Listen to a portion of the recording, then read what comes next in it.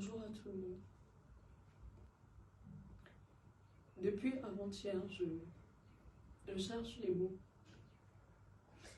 Je cherche les mots justes pour, ne serait-ce qu'un peu, alléger la douleur d'une mère, d'un père, d'une famille qui vient de perdre son fils.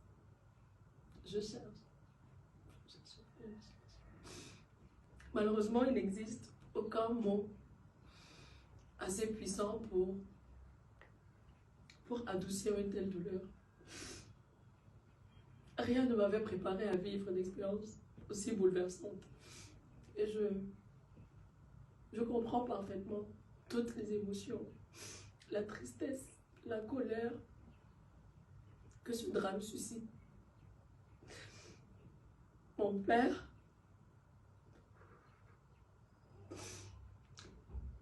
est au cœur d'un acte tragique, un acte irréparable.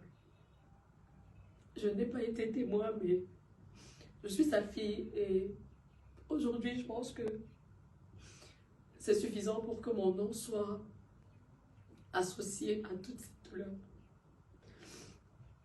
Face à la gravité de la situation, j'ai d'abord pris du recul. Non pas pour fuir, mais par respect pour Mathis.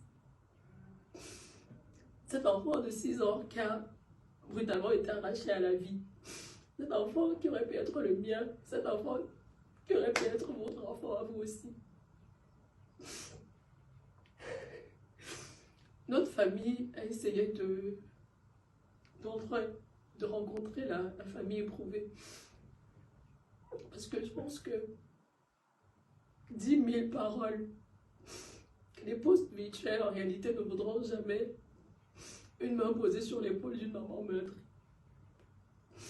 Actuellement,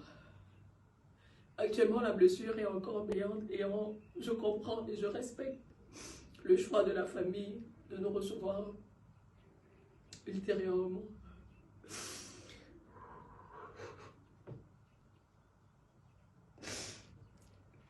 La vérité, c'est que je suis perdue. Je suis bouleversée,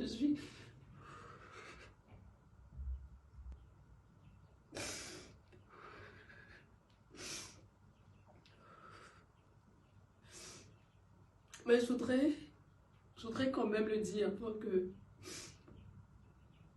ce rappel soit clair, que je condamne fortement toute forme de violence, peu importe les circonstances. Pour ceux qui connaissent mon travail, mes combats, mes convictions, mes valeurs ne changent pas. Même dans cette épreuve, même dans cette circonstance, même dans cette situation. Les forces de l'ordre se sont saisies de l'affaire, puisse la justice suivre son cours de façon indépendante comme il se doit. Par respect pour la mémoire de Mathis, par respect pour le temps de deuil, mes concerts sont reportés. Les concerts initialement prévus le 23 mai au Palais des Congrès à Yaoundé et le 7 juin à l'Alhambra de Paris.